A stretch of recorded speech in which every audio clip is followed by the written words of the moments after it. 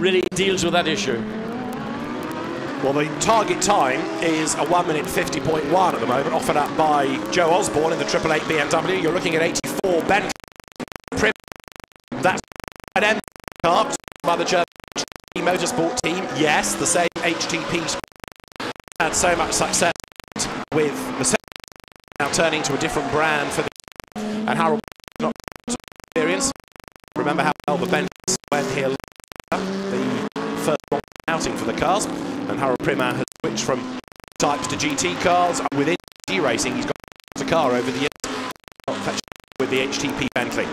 And a very good car it is indeed, and expected to use Vincent Van April along with Maxi Book, and they had some issues, discovered a few issues with the rail. It was more of a step on the in the pedal box with deep inside the car, so they've got that result, and they're for consistency and basically a lot more confidence from this car over so much the three itself. So yes, the mighty Bentley powering over the road in the background. And racing McLaren, the orange McLaren, the new 650S, but the McLarens yesterday, John, really seemed to be struggling. Yes, and again, Bruno Senna, Alvaro Parent had a little word with them and said, you know, you tell me guys, why are, as we saw in the first session on Saturday morning, all the Ferraris in the top 16 cars in the straight line speed? And they went, well, work it out for yourself. In fact, in the second, Lamborghini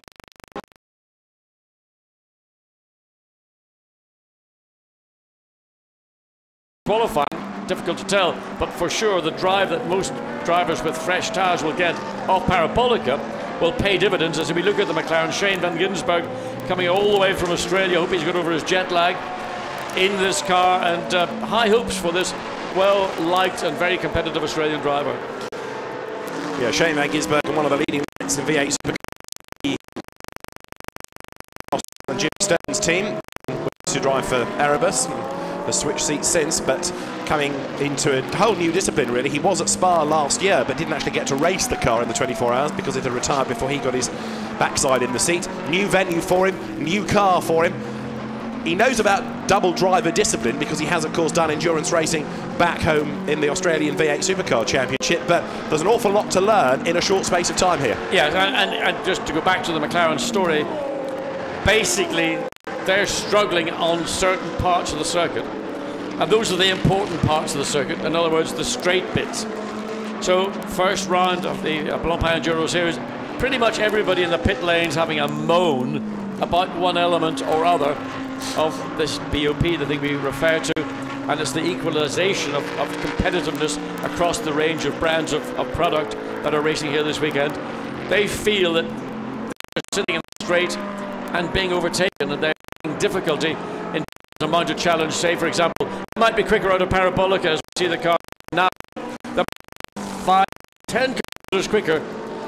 One other cars take advantage of that extra speed. In fact, they start losing out of and we talked about Audi R8 LMS Ultra, because Frank Stippler in the car that he shared with Nico Müller and Stefan Ortelli has got top, and the time is a 1:48.234 as you look at the BMWs there run by BMW Trophy Team Brazil. Two cars they have, and of course this is a team coming the Endurance Series of a win sprint series 3 you're looking at. Fresh into the weekend, he came from Silverstone overnight and hasn't had any run. Presented his licence this morning, checked his overall crash helmet, said yes. Matt Griffin, Duncan Cameron and Henry Hasid and Franck Pereira are in the same situation. We had 56 cars, we should hit the full 60 today. All the drivers here. Just as a point of note, the quickest lap so far this weekend is a 1:7.6 set by, I think it was the Pierre Caffer for and virtually within about 100th of a second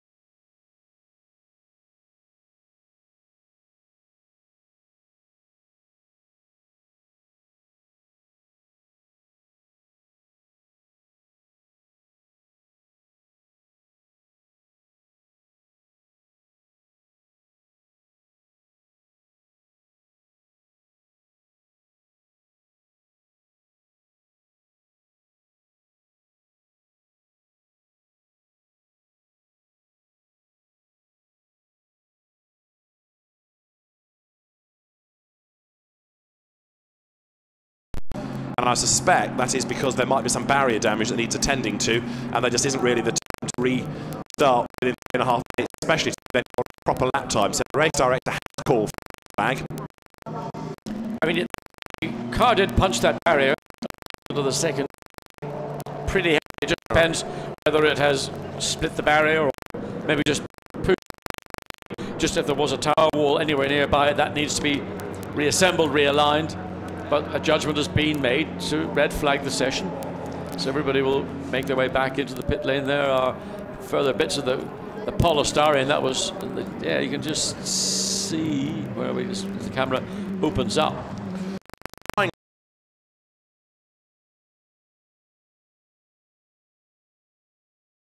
An out lap out of 3.5 minutes, there would just about be time for one flying lap for those that got out first, maybe not even for those that went.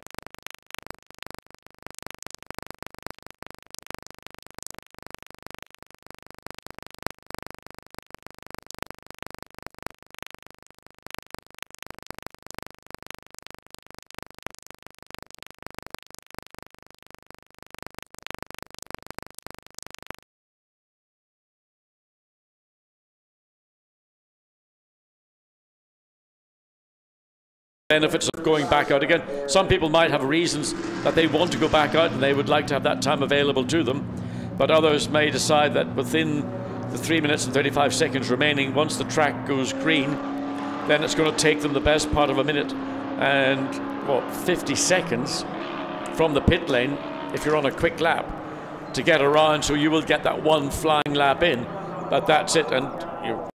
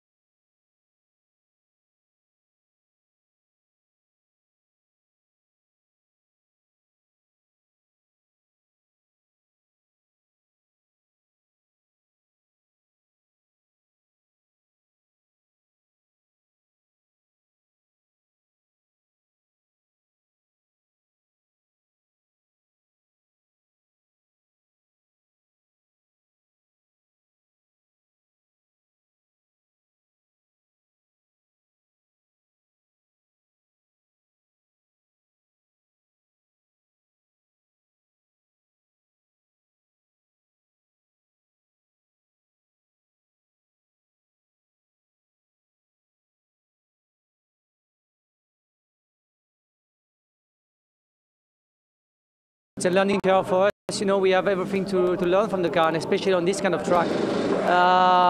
It's still slower than what we were expected, so we have to push to go a bit quicker. We know how quick the other cars they were, you know, yesterday, so it's good for us, but at the same time there is still a big gap, so it's good for Q1. We have to carry on and try to continue to improve the car. One of the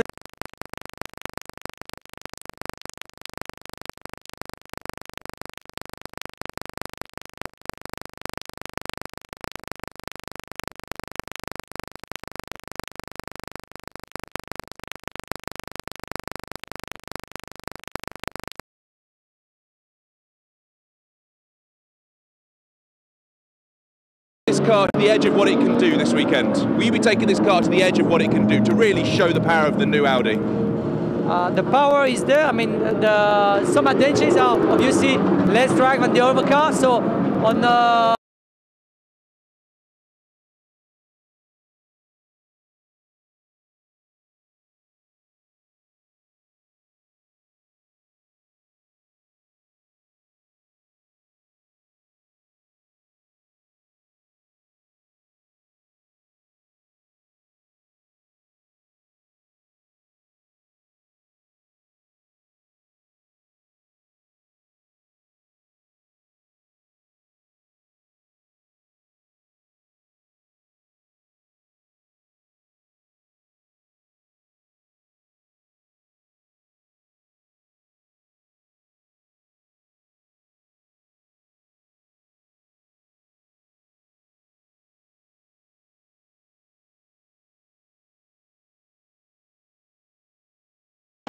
red track, but there's no chance of that happening. And there is that number 2, the Generation 2 Audi.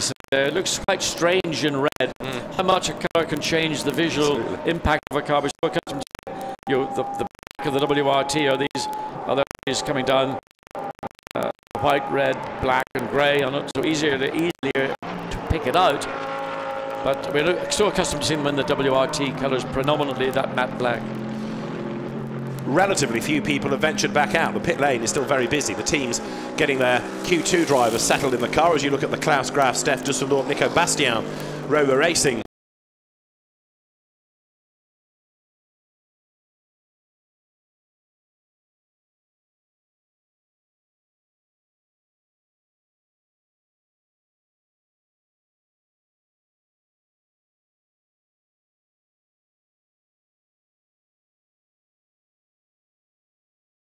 Option to go back out again. Others that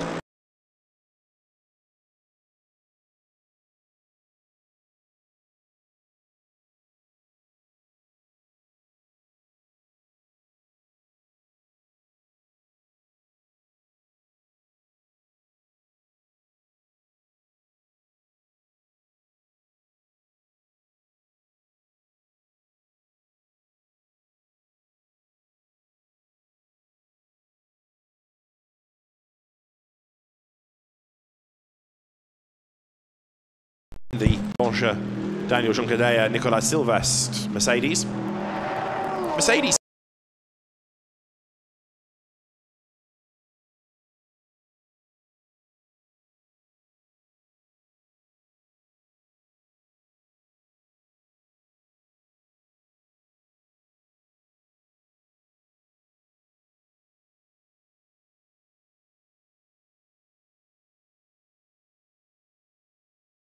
where the SLS really its strengths would lie. The flag is out. The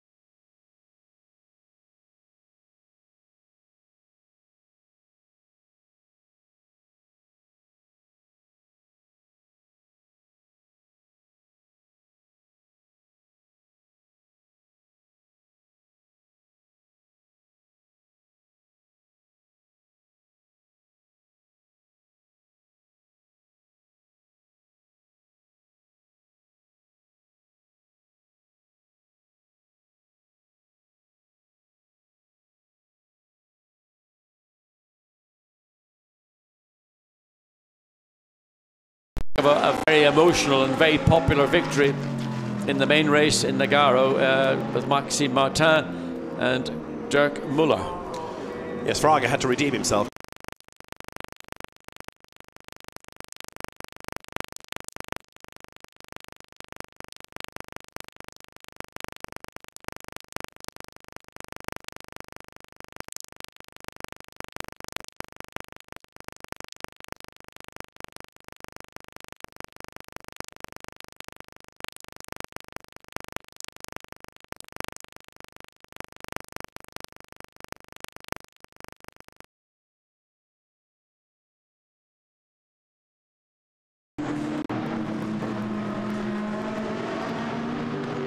Nine fastest, Daniel Lloyd managed to get that car. So the cars now, John, make their way back to the pit lane, and then the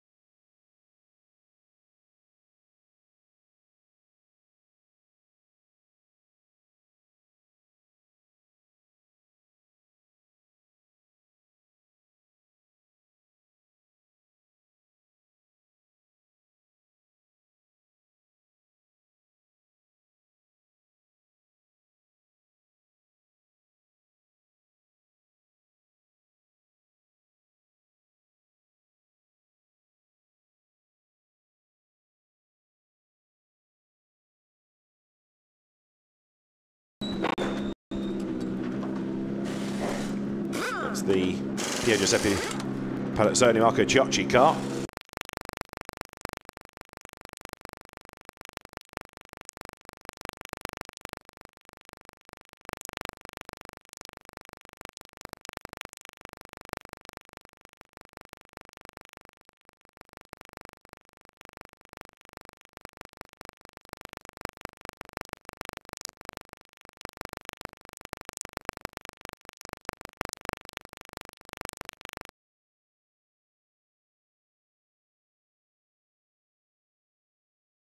Is on its way back.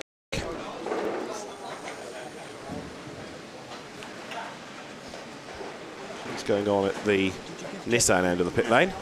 Is that a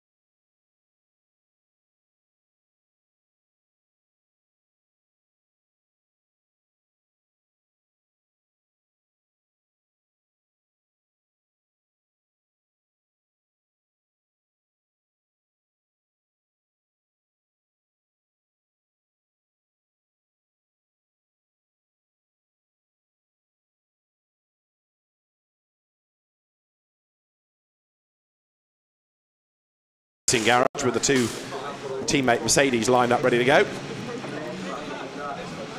So I think they're just going to sit there, let this first bunch of cars that are in the fast lane, in the pit lane, to clear. And I would like to keep an eye.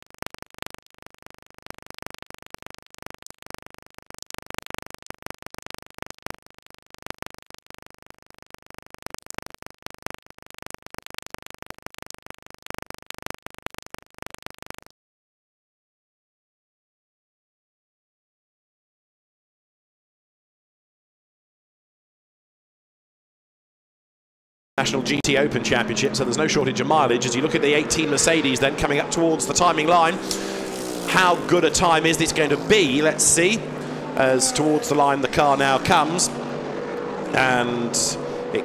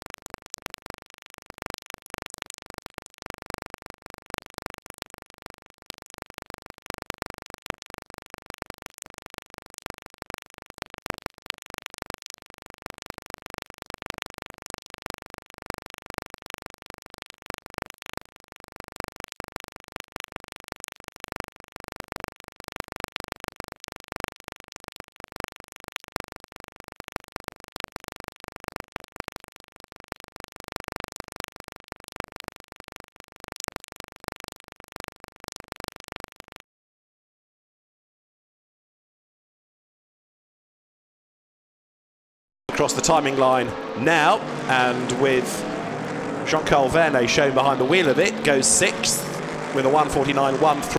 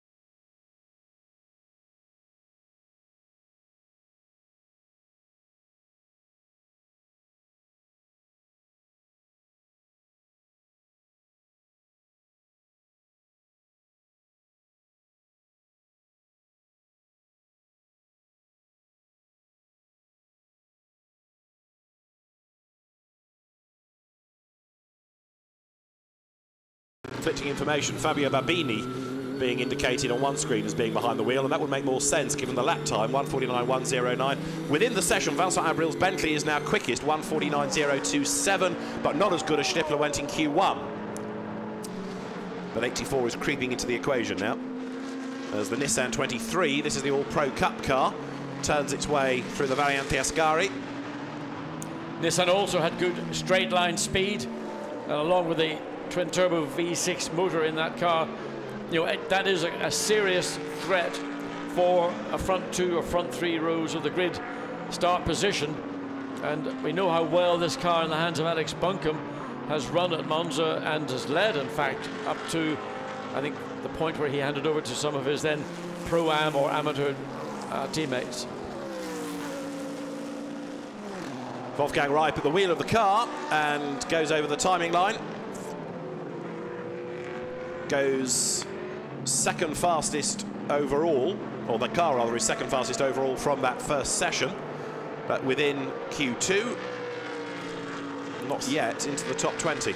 Stefan Raquelme has done a good lap, 1:48.6, as Ortelli behind him on a 1:48.8, so those are the quickest times I think we're seeing so far in this phase of second qualifying session, and that's now been eclipsed by car 84, and that's the Bentley. Vincent Abril, 1:48.671, 12 thousandths of a second quicker than Raquelme in the Audi. Close, very close. And here's an interesting combination as the Lamborghini there, Fabio Babini tackles the 73 Nissan heading down towards the first chicane. That's the Martin Plowman, Craig Dolby, Sean Walkinshaw driven Nissan, and the Lamborghini scampers up the inside coming out of the chicane. Now towards the Curva Grande on the outside as we cut away to see number 1 Audi and a slow BMW in the background heading down towards the Parabolica. Number 1 Audi then turns through with Robin Frins at the wheel coming up towards the timing line. What he's got to beat in Q2 is a 48.6, a 48.0 is the ultimate best, and he goes across the timing line. And a 49.8 was that lap, so in traffic he lost out. Yeah, and I mean, in this session he's only 10th quickest, I beg your pardon, 8th quickest in the number 1 Audi. This is the car that many people might think is the potential package, the winning package, with Jean-Carl Vernet, Robin Friens and Laurens van Thorn. Well, you've got Van Thorn to drive it in Q3, and then expect fireworks, as up towards the line comes number 7 now, which is the leading Bentley. Goes over the timing line. Andy Merrick's at the wheel, but only 15th in Q2. Not even in the top 20 on the combined ranking at the moment, if you take Q1 and Q2 together. So within Q2, Wolfgang Reip has now gone fastest on a 1:48.4. And that is quicker than Katsumasa did in the early part of qualifying by 2/10. He's gone faster than the car went in Q1.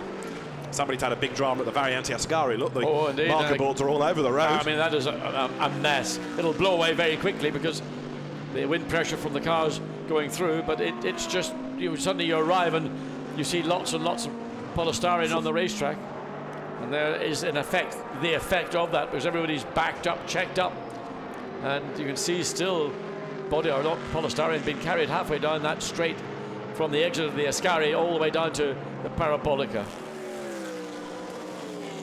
99 goes to the pit lane, so it's still Wolfgang Reip the fastest. As I say, he's gone 2/10 quicker than Katsumasa did. Abril Rochelmi Ortelli behind him, 2nd, 3rd and 4th within Q2. It's still Frank Stippler from Q1 with the gun time, as the BMWs of Barwell and Team Brazil effectively come out of the Variante Ascari. 4 more minutes of Q2 remain, so we are starting to see improvements, but not, strangely, anything to rival Frank Stippler's early best. So intriguing that. Stefan Ortelli has done a 1:48.8, Stippler did a 48.0. Ortelli might well be trying a different setup or stuck in traffic, or quite content to let Stippler be the hero. Over the line again comes 7 Bentley. Andy Merrick doing the duties in this. It's a 49.678 the best, a 49.7 that lap, so he goes a fraction slower and is 18th in Q2. I think we're going to see a little bit of excitement in the final qualifying session, because that is going to be when, in most cases, the quickest of the driver partnerships will get behind the wheel. Track temperatures will be gradually rising, ambient will be gradually rising, and teams might take the option. Those teams that think they've got the chance to take a shot at pole position with a fresh set of Pirelli slicks. Temperatures warming up a little bit as well as Andy Merrick presses on through the Lesmos. On board with him now. Yeah, getting a lot of understeer as he came into Lesmo 1, and just we got cut back to the back into the onboard camera. Couldn't quite see just what degree of steering angle he had to crank on for Lesmo 2. Slightly less tight of the 2 corners, but nevertheless not much difference as we see the Parker Audi, and just looking down to see where that stands. Haven't got it, just a hand. No, I'm afraid it's a long way down at the moment outside the top 20, which is what we're being shown on the screens for the purposes of this session, as the Bentley 7 heads down towards the Parabolica. Andy Merrick has done 2 personal bests in sectors on this lap, but can it all be strung together? Well, he's got to improve upon a 49.678, and according to the first 2 sector times, and he's coming into the pits, he's not even bothering to finish the lap, so we got just coming up to 9.5 minutes of the session remaining. And we have another look at Andy Palmer. I think it's still Andy Palmer behind the wheel of the Team Grasser Racing Lamborghini Hurricane. Quite a different visual package over the Gallardo. Whether it is physically wider than the Gallardo or not, but because of the difference of the treatment to the air intakes in the front, it looks a wider car. And again at the back, very different rear styling, more swoopy, and of course with the rear wing, which doesn't come as part of the standard package when you go to your Lamborghini dealer to buy one. You might be able to get as an extra, but of course that then is all detailing it to try and get more downforce onto this car. Now Fabio Babini in that Lamborghini, the fastest now, and up to second quickest within Q2 has gone 75, the ISR Audi, with Marco Bononomi at the wheel, another of the many Audi factory drivers. Michael Lyons, you've got a glimpse of number 11 Ferrari. He's arrived overnight as well, having been racing yesterday in the UK. In the Kessel Racing Ferrari he is. Very quick driver, Michael Lyons, of modern-day GT cars, but also excels in the family stable of historic cars. Just a shame he's too large, he's too tall. Yeah. He's about 6'13", I think it is. No, it's one of the problems of a young man who has got a lot of talent, a lot of ability, but is physically just too large for the modern generation of single-seaters. Just gone second fastest within this session, Michael Lyons, a 1:47.484. And that's also now second overall, because Fabio Babini is the quickest, has gone quickest out of all of qualifying, to 47.275. Michael Lyons up to second, and Stippler's Q1 time drops him to third. That certainly, I would say, Babini's time is a new tyre time. Yeah. We're suddenly seeing big jumps in terms of performance. That's not driver skill, that's just fact of life. You've got more grip with fresher, not necessarily new, but fresher rubber. Michael Lyons, very 47.484, 0.2 of a second down. And actually I watched him as he came into the first chicane. He almost gave a Scandinavian flick as he came down. Instead of turning right, he gave a little dink to the left, then a quick snap to the right to sometimes help if you're suffering a little bit of understeer. That can offset that characteristic by just doing the Scandinavian flick. Well, the flag is out. This is the car that's third fastest, Marco Bononomi, in the ISR Audi. Michael Lyons, though, has done a great job, hasn't he, to get the Kessel car up there? Yeah, and I mean, that's his best time. He's not doing anything in the intermediate or the sector times. And checker flag is out, so he'll be coming back into the pits. And I think Michael will be very pleased indeed with his brief morning's work. Yes.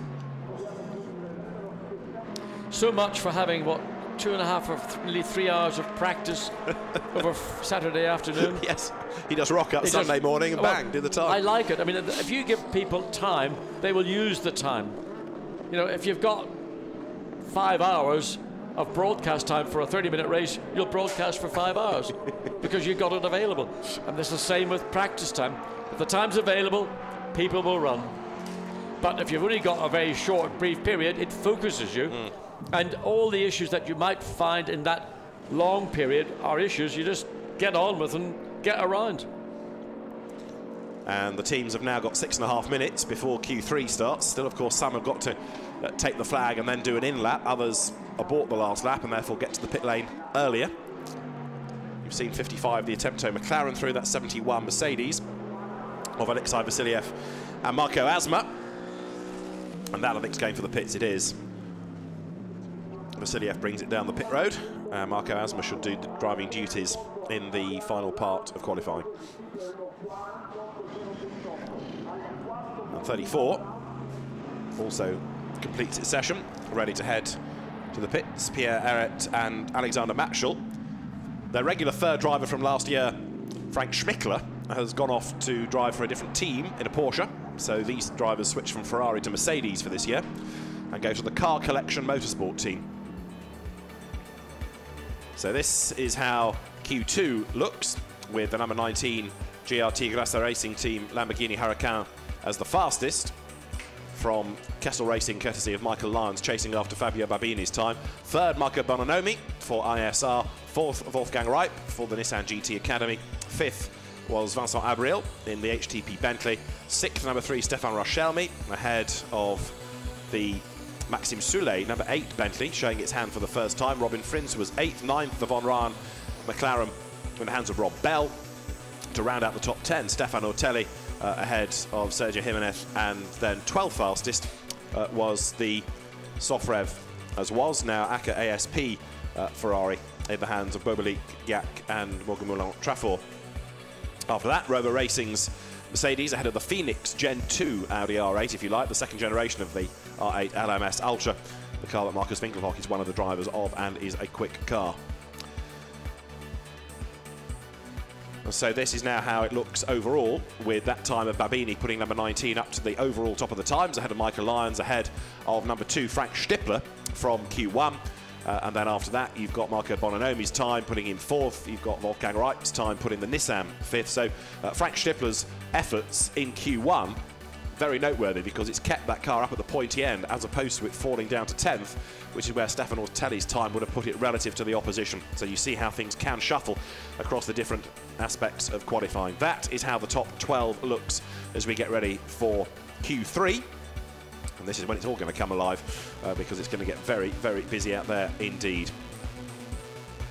So the teams have now got just under 4 minutes ready for the next part of qualifying to get underway, and that also will give us a chance to hear from another driver or two. Fabio Babini then is at the moment the fastest driver, and he is in the pits with OJ Borg.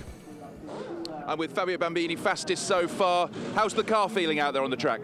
Yeah, now is a good job yesterday from the Grasser team. All together is the balance is step by step is good, very good upgrade. Now this morning was perfect, but just in the beginning was more traffic. But in the last I have 2 free laps. It's possible to take more the fast lap. I have a good idea to take the pole position for this second session, but it's against the third session. I don't know.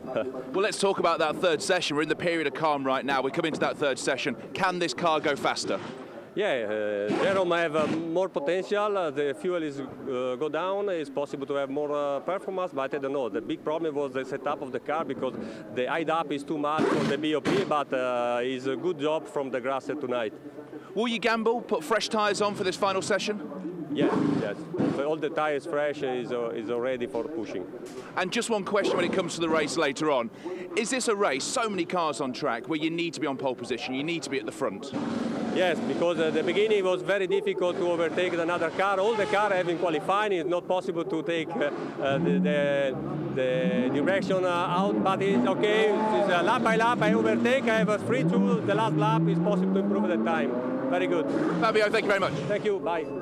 I think we got answers that were different to the questions in some of those, in fairness, and I don't know, I'm not clear whether they're going to put new tyres on or not. I'm assuming they will do. But what is clear is that Fabio Babini's time is the fastest single lap over the 2 days of running that we've had by about 2.5 tenths of a second. And again, I would have referred to maybe slightly fresher tyres, but again, good work. But remember, this Lamborghini is one of the 2 quickest cars in a straight line. It's the sister car that is the slightly quicker of the 2. And that's a massive asset to have in your armoury when you're going into a race, and particularly they've got a strong car that could have a pop at pole position. We don't know what Audi are going to do. They're going to have 3 cars, WRT, running. The car that got damaged, the number 4 car, I think we have to wait and see whether that car will make it back out into qualifying or not. And then, of course, you've got the Generation 2 cars, which wouldn't expect to see challenging for pole position just yet, but you never know. So we are a minute or so away from this final part of qualifying getting underway. Jeroen Mul will take over now Fabio Babini's car. Jeroen, who was one of the leading lights last year in the Lamborghini Super Trofeo, having moved from the Porsche Super Cup and acquitted himself very well. That's the Adrian Delina, Cedric Razzioli Ferrari that's been quick across the early part of the weekend. Duncan Cameron and Matt Griffin's Ferrari 51, you can see there behind it. All of this fleet coming out of the AF Corsa garages. I think they've got at least 5 cars in the entry. Amato Ferrari's team is very busy. It's like a car rental depot. Choose your colour, which Ferrari you want. Same for Mercedes, almost at the head of the grid, isn't it? They're the Black Falcon twins ready to go out. 18 I should say, which is the Morley Engel Johnston car in the queue. And BMW lines up behind. Then you've got Nissan. This gives you an indication of the different brands that you have on the grid. We've seen plenty of Ferraris already. So we are just 15 seconds away. Time for the marshals to send one last text message, and then they'll be back on post as the green lights will go on at the end of the pit lane. Fast lane open, which means the cars can drive down to pit out. If you're WRT, you don't need to do that because you're virtually at pit out anyway. Yes, and that will come into play unquestionably during the course of the race as the field makes its way, and this is the last 15-minute session, and this is going to be a busy session, but also I hope will prove to be the session that establishes the fastest lap we've seen all weekend to date. So Q3 underway. It's a great shot of the cars pouring down the pit lane as the drivers get ready by their time, and when the team gives the indication, then the cars will be released by the controller down from the pit box. So at the moment, the time to beat is a 1:47.275. WRT having to worry about cars in this session, but also to rebuild number 4 after its crash in Q1. And still they come, out they pour. I mean, it's unbelievable. I mean, on a racetrack like Monza, which is not the largest racetrack, it's large by most modern circuit standards, but not the longest, and they're just coming and coming and coming. And we still have wait to see the Audis at the head of the pit lane. Their 4 cars or 3 cars are sitting outside the garage in echelon, as is, I think, in fact, both Bentleys are also as well. They're just waiting. There's no point, in their opinion, and I would agree with them, to rush out at the very opening of the lap. You're going to get the difficulty of how do you trip or how do you find your way over, around, or even under so many cars on track. Let them go out, complete their flying laps. You still will have the best part of 10 minutes remaining, and then hopefully when the track is a little bit calmer, well, the Audis, in fact, as we speak, are all now leaving the pit lane and getting on to track. So they've waited until everybody's just about coming up to the completion. There we see them coming down into Parabolica, so they're 90% of the lap complete. So the Audis and the Bentleys are tagging onto the rear, and hopefully will have a clean run once they get onto their flying lap. The most vigorous weaving to get temperature into tyres we've seen all day. 333 Ferrari goes through, which is Norbert Siedler driving in this session, and he was quick yesterday. He also, though, had one rather slow lap, and he was tagged by the 23 Nissan. It was just a racing incident, but he was having one rather slow lap, and out of nowhere, so quickly was Alex Buncombe going that he just got the back of the car tagged, and he was tapped into a half spin. But Siedler now, unfortunately for him, finds himself in the next wave of cars leaving the pit lane, so we'll see what he can do. He was quick in the free practice session. What can he do in qualifying? Well, I mean, when he came out of Parabolica, he thought, you know, great, nobody directly in front of me. Oops! As cars actually yes. filter out of the pit lane, so all his positive thoughts have gone, oh, well, maybe it's not so easy. We saw the Bentley behind Siedler flashing its lights. So there is the Bentley. It's got the Ferrari now between it, so this is the frustration. Fastest sector time, having said all that, first sector to the Ferrari 333. He's going to have to go somewhere to get that car right up to the top, but certainly Norbert Siedler is a capable driver. He specialised in Porsches over the last few years, both in the Super Cup and the Carrera Cup Deutschland, but he's on the back of the Bentley there as he heads then now down towards the Variante Ascari, heading under the bridge. I can't really think the Bentley's going to be too bothered by that, to be honest. Your little Ferrari under your rear wing flashing your lights. If you're driving a Bentley, you're going to say, oh, it's got fastest second sector time as well. So he will be really, really upset. Yeah. He's alongside now on the exit of the Ascari, so he had that little bit of extra momentum. The Bentley's let him go, and this could be a new fastest lap of the weekend for Siedler in this very competitive Ferrari 348. Craig Dolby has just done the best in Q3, a 48.6. Remember, a 47.2 is the target. Here comes Norbert Siedler then. First question is, where does he blend in at the end of this lap in the session, and then where does that put him for the aggregate of qualifying? A 48.0 puts him 4th overall and fastest thus far in Q3. So it's a good first effort, but it's not good enough to get pole position. So he's done some of the hard yards. Needs now to get another clean lap. Oh, have we lost picture there, or was that just a... Anyway, look at the traffic coming out of the second chicane. The Nissan pulls over to the right to let it all filter through. And is that the number 1 Audi coming out? I think it was. Indeed it is. So the number 1 Audi on a lap. Again, with the same problem, one of his teammates just ahead. Coming into the third of the chicanes here, the Ascari chicane. Personal bests, but this is the first flying lap of this car, so understandably it'll be personal best in each sector. 44 Aston ahead, which I would imagine now will have Johnny Adam at the wheel of it, as there is number 1. It's confusing because it's got the 0 on the bodywork, but the actual race number is 1. the 0 or the 0, the O coming out of its sponsor. Here comes the number 1 Audi up towards the timing line then, Laurens Vanthoor, to see what he can do. And as Nico Müller has put Audi number 2 up to second fastest in this part of qualifying, Vanthoor goes second in Q3 on a 47.7, and that's good enough for 4th overall now. How's Norbert Siedler getting on? He's done an absolute best and a personal best, so it's looking good. Yep, but he's down 5th place in this session, 48.0. Coming into the pit lane, and he's going to give up that personal best in that first sector, which is a brave decision to make. We've just got 9 minutes and 50 odd seconds. As Pierre Caffer's Ferrari, that was a car that was quick yesterday also, like Siedler. He was topping the times in free practice and pre-qualifying. He's gone fastest of all in Q3, Pierre Caffer, on a 1:47.551. And that's good enough for 3rd overall. So Pierre Caffer's going to be up near the pointy end of the grid for sure. Another Ferrari, number 17, Insight Racing from Denmark. Martin Jansen, gone second quickest. Looking at car 51, Duncan Cameron, Matt Griffin. So Matt Griffin again, just proving, as we saw with Michael Lyons, you don't need too much track time to be on performance, but it's 66 right now. The Caffer Ferrari, fastest sectors, 1st and 2nd, and this should again get close to that time that we saw from Frank Stippler. Pierre Caffer's done 2 absolute bests. He comes then, whoops, in traffic, tucked up behind the bright yellow Mercedes, the Ben Schneider car, heading up towards the timing line now. Pierre Caffer comes through. Was he balked in the traffic? It was a 1:47.022. It was still a better lap time, and that's good enough for pole position, a 47.022.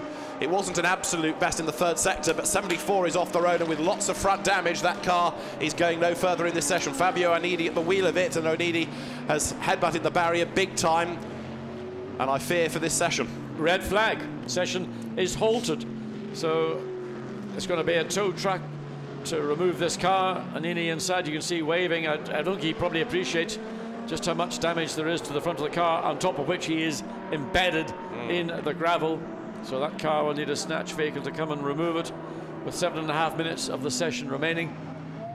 So a lot of heavy damage again, mainly around the front, but principally around the left front. That's bodywork, radiators and suspension. And the snappers, and these are the amateurs, these are the race fans, want to get a bit of that. So a lot of work for Audi, not just the WRT team, but the support team. The old customer spares division is going to be doing business here. I think there it is, the nose of the car, and that's in the Ascari chicane. How he got wrong there. He's really hit that a good old whack. Look at the witness marks on the green paint. That's a substantial impact. If you're going to do it there, do it properly, and that's a proper job. I think Fabio Onidi is probably a bit winded by all of that as well, because it would have been a big hit in that car that he shares with Anders Fjordbach and Andrea Roda. And we've got track sweeping devices heading out onto the circuit. We've got the cars heading back to the pit lane. So what do we have left? 7.5 minutes, just about on halfway. Yep. Everybody back in the pit lane, and when they return to the track, it'll be the last opportunity. Track might be a little bit dirty up at the Ascari chicane. We're seeing a circuit vehicle, which is actually a tractor with a massive blowing fan on the back of it. It's now making its way towards the access roads within the Monza Park. A young fan there dreaming about his first Alfa Romeo, as Pierre Caffer brings the Ferrari back to the pits. I saw one of those new little mid-engine Alphas, the 4C, coming in this morning. Oh, right. Very pretty indeed. Well, naturally, but yes. Very pretty. Yes. As Alphas are coming back to the styling cues that made them so famous, particularly in the 50s, with the wonderful Giulias and Giuliettas and...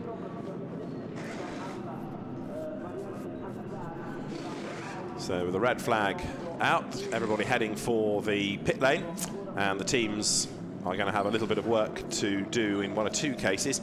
If you've got a slight problem, if you need to do a bit of a tweak, you've got that time given to you now, rather than it eating into the session. Yeah, I mean, in a sense, it's a forced break for everybody, and they can make little adjustments if they feel those are necessary.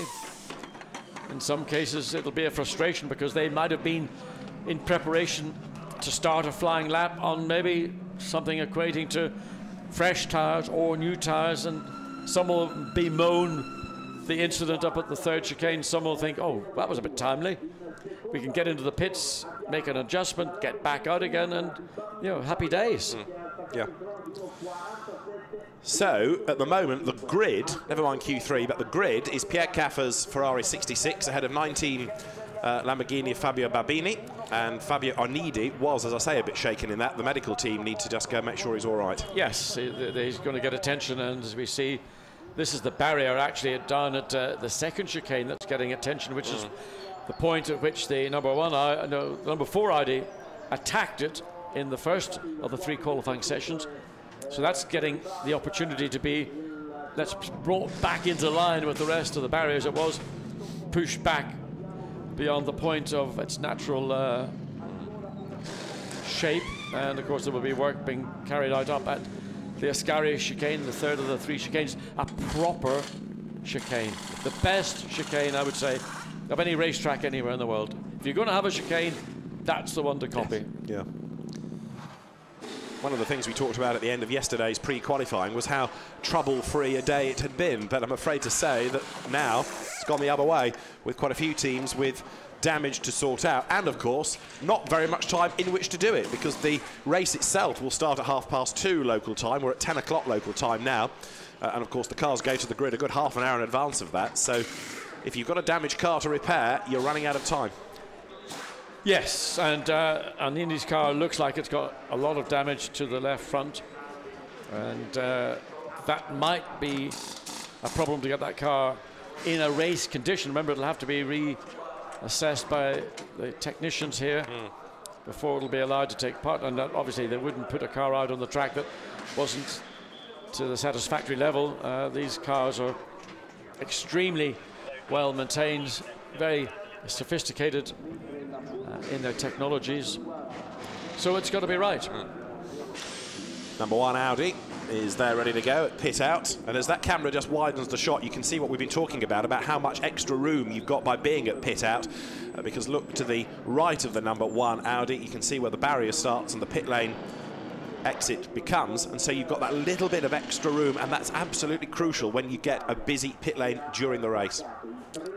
It's always nice, I feel, to be at the end of a pit lane, because the run from your pit box to the line that demarcates the end of the pit lane and then the racetrack, although you've got to trundle down the pit lane at a 50-kilometer speed limit, it's, if you're in the middle, it's the slowing down, getting back up to 50 kilometers, whereas Audi and Bentley have only got a very short run there, and there always seems to be the pole position, if you wish, within the pit lane. So that's the barrier, as John has made the point, that was hit by the WRT Audi earlier on. The church bells ringing in the background as the engine noise goes quiet for the moment. But Fabio Onidi, having extricated himself from his Audi, just being checked over by the Monza medical team, and then he will go to the medical centre, because inevitably these days, large accident or small, the medical team wants to check a driver over. Yeah, quite often what happens is you get rattled around within the cockpit if there's a big impact, and there's a substantial tubular roll bar construction, and you know, arms, knees, legs, when you have a violent jolt, as you would do, hitting the barriers, it's a quick part of the section of the circuit there, you know, just your bits, it hurts. Yeah. I mean, that's why old men and old women should watch motor racing, not compete, because when you get old, it hurts a lot more. Well, the good news is that Fabio Onidi is out of the car, but clearly a bit shaken, and the medical team doing an excellent job to make sure that he's looked after. And as soon as he's okay and out of the chicane and the car is removed, we can go back to qualifying once more. And the beautiful Monza Park is home not just to racing, but also to the locals out for a morning cycle. It's a beautiful place, Monza. If you've never been, first of all, why not? Secondly, when are you coming? But if you come here and you're not captivated by the place and cars, then you've got no soul. I mean, for me, it's just all about passion. Yeah. Monza, spell it P-A-S-S, ION. That's the place. History in every centimetre of the tarmac, even though it's been re-tarmacked on many, many occasions, but it just ekes out emotion, and motorsport to me, that's the fundamental essence. And you still have here the old Monza banking from the Monza-Napoli race, which is another feature, and you go and stand on that. You think, how on earth did people drive on this? Because it is ludicrously steep. There it is. That's coming through the back end of the circuit. It's not the angle of the banking. It was incredibly uneven, bumpy, and even in period in the 50s when this was used, and I think it was even used up to as late as the middle 60s when they had the 1,000 kilometers of Monza for what was then the Ferraris and Porsches and whatever of the day, the Matras. They used that in conjunction with the road circuit. It's the race of the two worlds, this Monza-Napoli field. So yeah, you're going down the pit lane, having a look at Ferraris. Then you get to Mercedes with the Rover racing cars. The Works Nissans there from the Bob Neville team. The Pro Car 23, the Pro-Am is 22. There are the Lamborghini Huracans in the distinctive green colour scheme. Then you get to Amato Ferrari's dealership almost, because he's got his whole fleet of Ferraris out of AF Corsa. Yeah, and just about every available colour on the yes, that's right. on the spec list. Keep going. All these are AF Corsa, and now you get to Parker Racing's Audi. And actually a very good colour, because that is at least one of the identifiable Audis, especially in a head-on shot. Yeah. So past Rinaldi, past Team Brazil, then you get to the Russian Mercedes, and keep going. More Mercedes down here, all run by different teams. Then you get to BMW. Number 12 wasn't here yesterday because its drivers were at Silverstone. 73 is the Dolby Walkinshaw Plowman Nissan. 32, Michael Meadows, the gun in that car. 78, Johnny Cocker. 79, the Acuria Cos BMW. More Z4s there as you go past the classic and modern racing. Then you get to Von Ryan with the new McLarens. Kessel Racing's Ferraris, 11 and 111. Steve Earle, one of the drivers in 111 from the AM competition. Tempto Racing with its two McLarens, and it's virtually sponsored as Porsche. It's magnificent. Absolutely. The AM class Porsche next to it. Dragon Speed's Ferrari, the surviving ISR Audi there, 75. And that's a competitive car, that 75. It is indeed. Then you get to Jerome Policon's team, now ACA ASP by name. You get to Black Falcon with the Mercedes, one on the ground, one up on the jacks. Then you get to the HTP Bentley. 888's BMW is next. Next to that is the Boussaint-Gignon BMW. There's Phoenix Racing's new R8 LMS Ultra, the two Works Bentleys, and last but by no means least, you get down to the Belgian Audi Club Team WRT at the far end of the pit lane. And just in case you missed anybody, let's do a U-turn and take you back up again to the top end of the pit lane. So you can start with number 1 with Lawrence Vantor at the wheel of it. There's number 2 with Nico Müller at the wheel of it. There's car number 3, which is the Stefan Rochelmi car. And then you get to the two Works Bentleys. 7 is the gun, although at the moment, actually, 8 has been doing better lap times. But when you get past that Audi, from here on down, it gets, the pit lane is just going to be a nightmare. Yeah. Because look, the teams are using what would be the normal garage would be wide enough for 2 cars. They're segmented, one garage segmented into 2, so you've got half the space, and you've got to try and bring your car in, turn in, and straighten the car up to enable the fueling and the tyre changes to take place. If your car's not straight, then you've got to get the team to push it forwards, backwards, whatever. I mean, here in particular, this is going to be a nightmare for everybody. Barwell that runs those two BMWs have got a bit of space because they've got 2 cars. 2-car team there. Look with the Mercedes. 2 cars at Team Brazil, which helps. Black and green, 2 cars at Rinaldi. Single car at Motorbase, but they're neighbours. Team Parker Racing, they're all good mates, so that helps a little bit. Yeah. As you made the point earlier, you need good relations with your neighbours. Yes, I mean, this is an endurance event, but it's a 3-hour sprint event in reality. And we always refer to the fact that a second last in the pit lane, particularly with such a large field, is a second hard gained. That's the other benefit. If you're at pit in, you've got a bit more space as you drive in. That's where Santeloc is based. That's the Georges Cabin, Jean-Claude Baffin, Marc Sourde car. But pit out is where everybody wants to be, and Vincent Voss and his merry men have got the box seat. The session is going to restart in 47 seconds' time, and we'll do so for the remaining 7.5 minutes. But it's going to take a lap or two at least, isn't it, to get tyres back up to temperature and indeed to even think about clear track space again.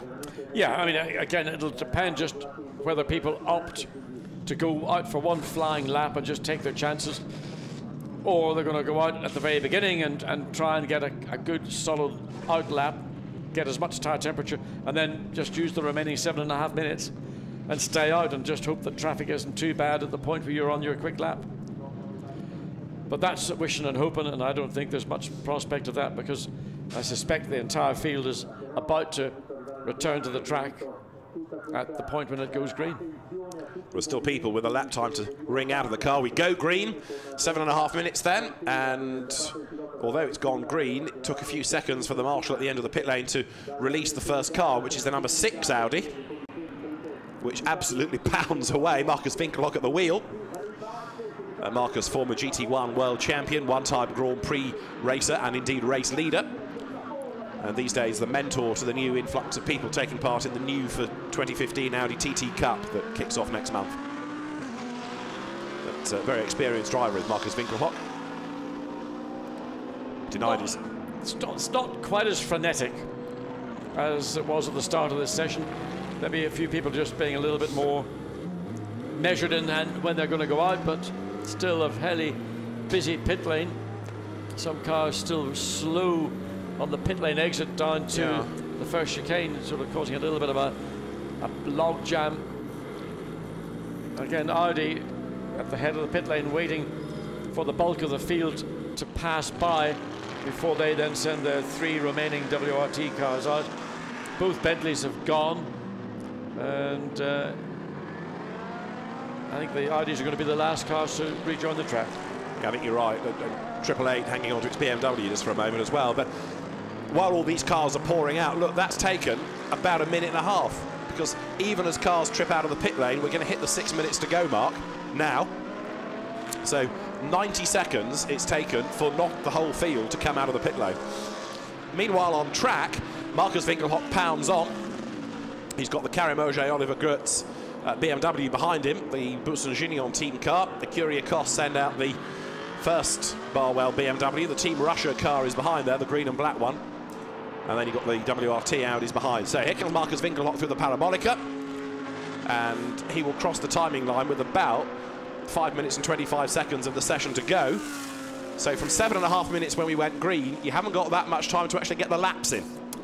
No, but he's got, for the moment, a clear run down into the first chicane. Yeah. There is the tail end of the traffic that just left the pit lane.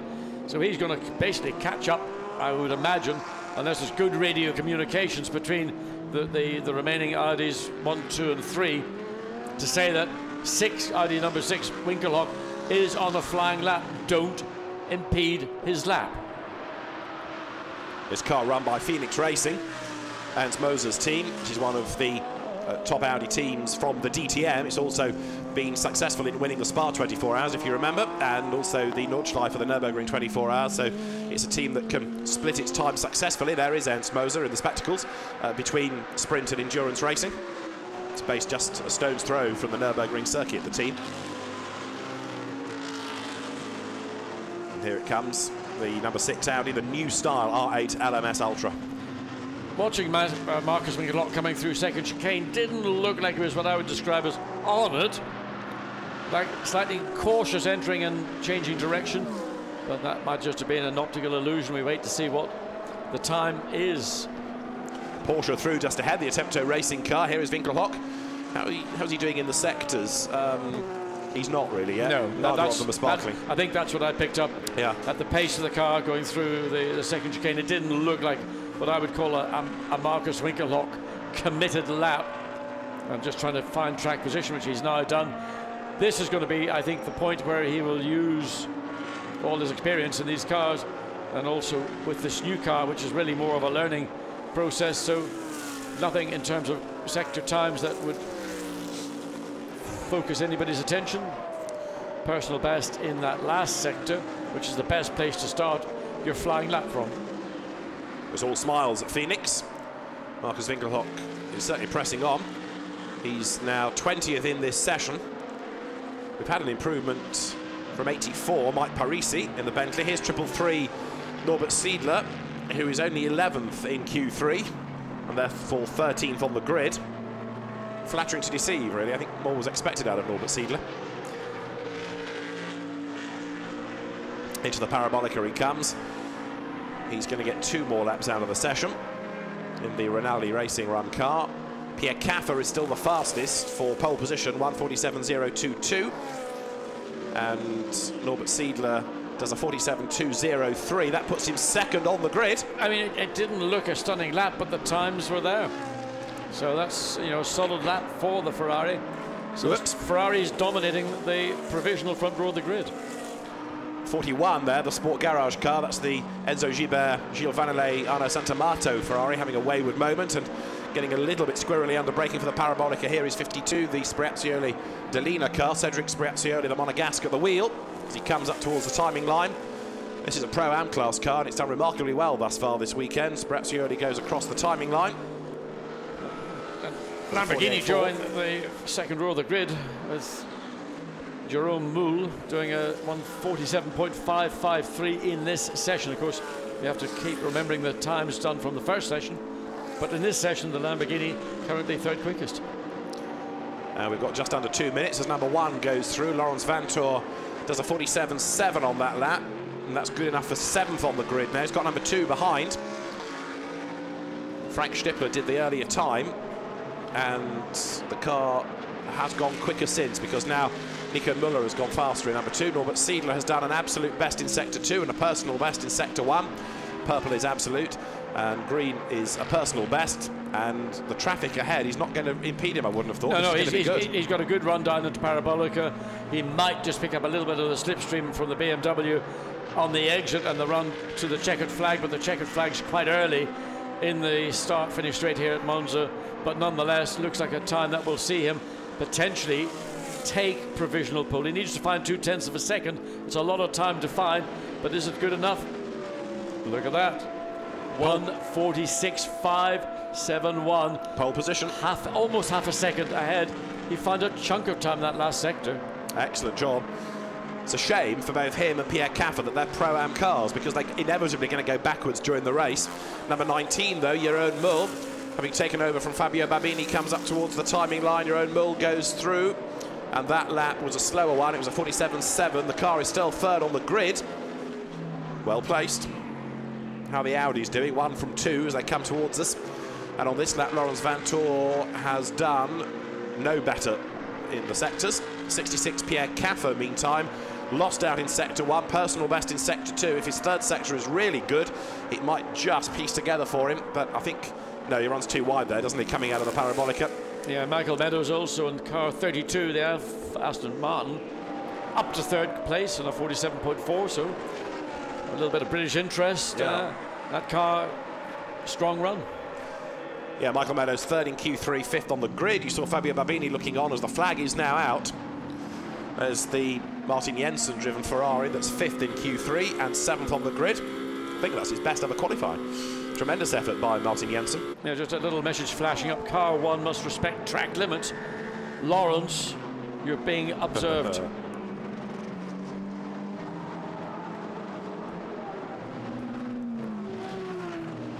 Damage, that damage, no, it's not just something I thought, just that damage to the front of the Ferrari, it's just the paint scheme, the way it splits up over the side of the boot lid, bonnet lid of the car. So these drivers making their way to take the flag to end their session. There is the checkered flag, some still going for it, others will have bought the lap, I think. 17 Martin Jensen did a personal best in the middle sector. And is he going to complete the lap or is he going to go to the pit lane? Comes out of the Parabolica, he aims for the timing line, and so number 17 as he goes through loses out to the Mercedes. If he lifted, and he did lift like that, you wonder why bother to finish the lap. Well, he might have decided I was going to go into the pits and then realised there's a car coming very quickly, and so he slightly got compromised. Just maybe a poor decision as to whether he was coming or not into the pits. So there's Pierre Caffer, who's lost out on his pole position time, and on this lap, nothing happening in the sectors. We've had an improvement, 4th in Q3, 6th on the grid from the yellow Ferrari of Cedric Sbriazioli, which has been one of the real revelations of the weekend. Every time you look, the car is going far quicker than you anticipate that it would have done. So Pierre Caffer bails, he comes into the pit lane, And that is his qualifying session done. Sort of a bit of an anticlimax in reality. It didn't quite become the qualifying session that one would have hoped for, but I suspect with such a number of cars on the racetrack and you're finding your clear lap, and ultimately I would imagine most teams doing every possible thing they can to get the best time out of the tyres they've been using, rather than reverting to a new set of tyres simply for the honour of having pole position. Those tyres are going to be used to good effect, and that was the opinion of Bernd Schneider, that would be, in his opinion, car 70, the car he shares with Alexei Karachev, that would be the way for them to move forward. Car 77 has got one of its lap times under investigation. 77 is the BMW Sports Team Trophy Brazil of Valdino Brito, Atelier Abreu and Ricardo Sperafico. It's not a car, I'm afraid, that's been really troubling us for pole position, but I wonder what it has done, possibly not observing yellow flags or exceeding track limits. So Norbert Siedler will go into the opening round of the Blancpain Endurance Series on pole position from Pierre Caffer. And Fabio Babini third on the grid, Michael Lyons fourth on the grid, Michael Meadows fifth on the grid, Cedric Spiazzioli sixth, Martin Jensen seventh, and then Matt Griffin eighth, Lawrence Vantour ninth, and 10th Stephen Kane. So in other words, it's going to be two Ferraris, Lamborghini, Ferrari, Aston Martin, Ferrari, Audi, Bentley at the top. This is how we look at the end of Q3 then, with the Rinaldi Racing cars topping the times. The green of Norbert Siedler ahead of the Black Pearl Racing entry of Pierre Caffer. Third is Fabio Babini for the GRT Grassa Racing team, ahead of Michael Lyons doing the time for Castle Racing and Michael Meadows for Stuart Leonard's team. Then AF Corsa with Cedric Spiazzioli ahead of the Insight Racing Martin Jensen driven Ferrari, Matt Griffin 8th with Duncan Cameron. Lawrence Vantour's Audi is 9th ahead of Stephen Kane. And then Mike Parisi doing the time at the very end in 84 Bentley ahead of number 23, the Wright Buncombe Chio Nissan GTR. After that, the ACA ASP number 10 Ferrari ending up 13th ahead of the new R8 LMS Ultra Audi run by WRT, with Nico Müller improving in that final part of qualifying ahead of the older style car number 3. The better of the Rover Racing Mercedes comes next. The two of them together ahead of Marcus Winkelhock 18th in the Phoenix car, and 75, which ultimately was the surviving ISR Audi 19th ahead of the Oman Racing team, Aston Martin, Johnny Adam doing the time for 20th on the grid. Just looking lower down the order, you get to 78, which is the Team Russia by Barwell BMW Z4. 29th, other BMWs, the TDS racing car a bit further down, a Curia Cost 37th. But how about this for a qualifying classification that just keeps on going to get to the maximum number of cars, and eventually 58 is where we settle.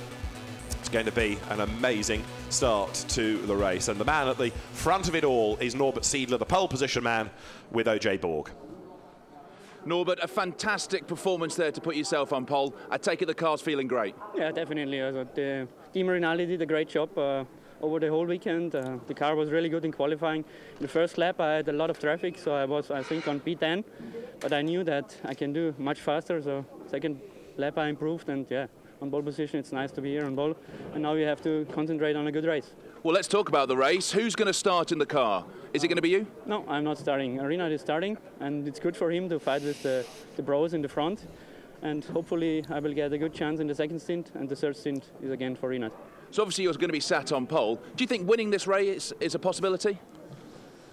We have to concentrate on winning in the Pro Series, the Pro Cup, because in the amateur, you have to win in the amateur club, because in the Pro we have no chance, because there are at least 3 good drivers, and yeah, but we are concentrating, we have a good car, and hopefully we are on the podium. And just talk me through what it's like driving around this famous circuit here at Monza. Yes, I love it to be here. It's just, actually it's my home track, it's just 4 hours from my home in Austria. I like it here, it's really nice, and yeah, concentrate on the race and do a good job. All the team did a great job this weekend. Already in Nogaro we had a good car, and yeah, we were P4 and P5 in Nogaro. It doesn't suit the Ferrari so well, but yeah, we are concentrating on this race, and hopefully we are on the top at the end. Onwards and upwards, congratulations. Thank you. Let's have a look at the highlights of qualifying then here at Monza. Q1, of course, was the quieter session for some, not for everybody, as the cars headed out onto the circuit, and there was drama for the WRT team early on. But for some drivers, it was a chance just to get some more mileage in. It wasn't necessarily the session in which the times would be set.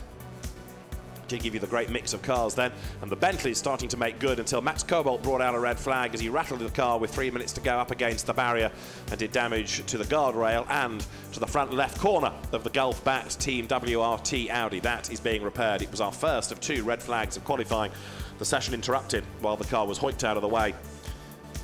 When the session restarted, there was time really for just 1 flying lap, and the 74 Audi was one of the first cars out to try and improve a time. Ultimately, though, that would end up with damage as well, because in Q3, Fabio Anidi put that into the barriers pretty spectacularly.